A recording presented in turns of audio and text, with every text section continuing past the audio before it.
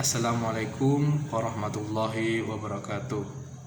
Nama saya Fauzi, NIM 2013 316043. Ini adalah salah satu makul tentang manajemen asuransi syariah.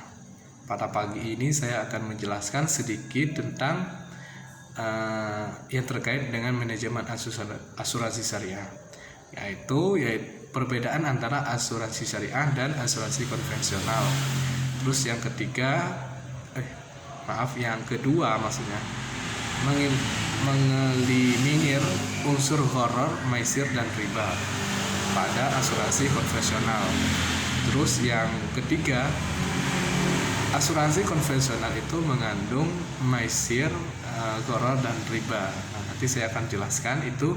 Terus yang keempat yaitu BPJS itu lebih condong ke konven atau ke syariah. Baik, saya akan menjelaskan yang terkait yang pertama yaitu perbedaan antara asuransi syariah dan asuransi konvensional. Perbedaan paling utama antara kedua asuransi tersebut, yaitu syariah dan konvensional, yaitu pada konsep pengelolaannya.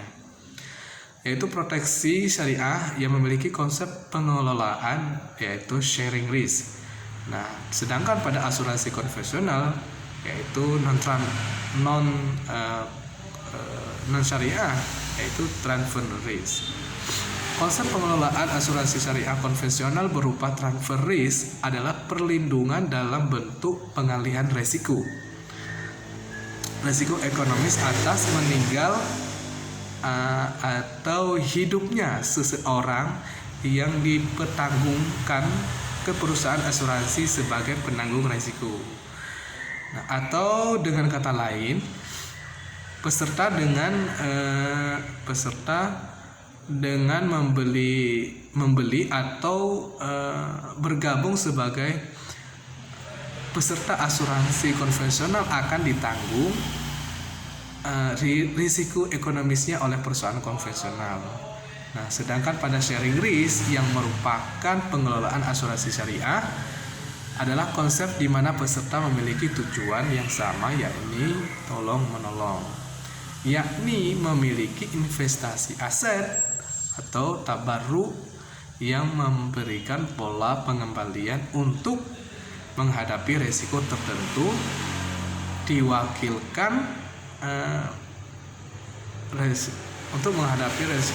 menggunakan akad yang sesuai dengan syariah, yang mana itu diwakilkan pengelolaannya ke perusahaan asuransi syariah dengan imbalan yakni ujung. Baik, kita akan masuk. Sekarang yang kedua yaitu mengeliminir unsur gharar, maisir, riba pada asuransi konvensional, yaitu menggunakan akad. Yang pertama itu akad wakalah, yaitu pelimpahan wewenang atau pergantian diri atau mewakilkan kepentingan dalam mengurus urusannya selama hidup. Terus selanjutnya yaitu akad kafalah, yang mana akad ini akad yang menjamin diberikan kepada pihak ketiga untuk memenuhi kewajiban pihak kedua atau yang ditanggungkan. Yang selanjutnya yaitu akad wadiah, yaitu yang mana akad yang penjaminnya diberikan kepada pihak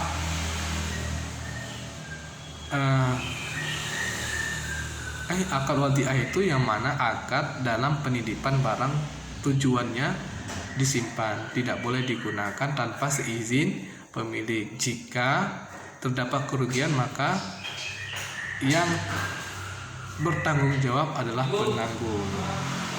Qardh hasan yaitu dana yang disalurkan untuk pinjaman atau dasar saling tolong-menolong. Terus yang selanjutnya asuransi konvensional mengandung maisir, gharar dan riba. dalam hal riba, semua asuransi konvensional menginvestasikan semua dananya dengan bunga, ya, yang berarti selalu melibatkan diri dalam riba. Hal yang demikian itu dilakukan dengan perhitungan kepada mereka yang dilakukan dengan menghitung keuntungan di depan. Sedangkan yang dimaksud maisir dalam tadi kan ada riba, ada maisir, ada gharar ya. Terus yang dimaksud maisir dalam asuransi konvensional adalah apabila pemegang polis asuransi jiwa meninggal dunia sebelum periode akhir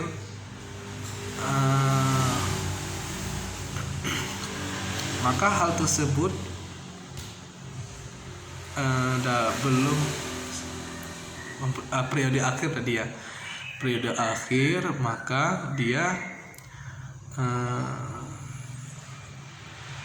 pemegang polis tidak mengetahui bagaimana dan dari mana cara perusahaan asuransi konvensional membayar uang pertanggungjawabannya. Terus yang gharar dalam prakteknya pada asuransi konvensional, tidak ada batas waktu pembayaran premi yang didasarkan atas usia tertanggung. Jika baru kali seseorang tertanggung membayar premi ditakdirkan meninggal, perusahaan asuransi akan rugi, sementara tertanggung merasa untung secara materi. Jika tertanggung dipanjangkan usianya, perusahaan asuransi akan untung dan pihak tertanggung merasa rugi secara finansial. Terus yang keempat tadi, menurut saya itu BPJS itu lebih condong pada condongnya diperbolehkan. Jadi maksudnya dibolehkan ya, membolehkan asuransi BPJS Kesehatan. Kenapa? Karena asuransi BPJS itu asuransi BPJS Kesehatan saat ini sangat dibutuhkan oleh masyarakat Indonesia, terutama dari kalangan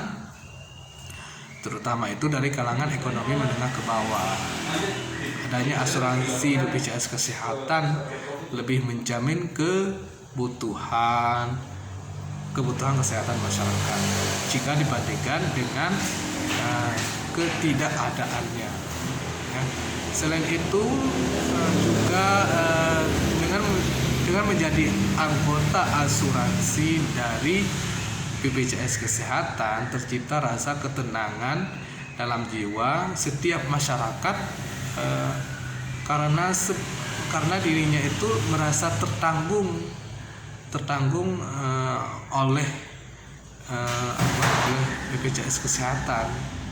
Sebab itu dalam realitasnya terdapat juga dibangun dalam realitasnya memang ada ijtihad dari ulama, dari jumhur ulama, dan itu memang sepertinya dibolehkan sih dalam asuransi BPJS Kesehatan. Mungkin ini saja yang bisa saya terangkan sedikit tentang manajemen asuransi syariah yang terkait tadi perbedaan asuransi syariah. Terus yang ke bawahnya mengeliminir unsur gharar, riba, dan maisir pada asuransi konvensional. Terus yang ketiga, asuransi konvensional itu mengandung tadi 3 hal, riba, maisir, dan gharar. Terus yang keempat, menurut saya BPJS itu lebih condong ke syariah atau konven. Menurut saya lebih condong ke syariah sih, karena sebelumnya juga ada ini ya kan, jadi ada diakui juga itu oleh jumhur ulama. Baik, mungkin ini saja dari saya. Wassalamualaikum warahmatullahi wabarakatuh.